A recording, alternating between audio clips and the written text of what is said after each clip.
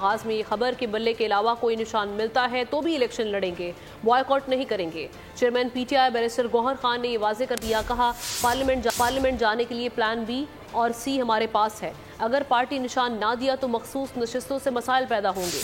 Supreme court ने non party based election से रोका है। मामला सुप्रीम कोर्ट में है। उम्मीद है अदालत उज़्मा शफाफ इंतखाबात करवाएगी। ये भी कहा कि फौज हमारी है, मुल्क हमारा है।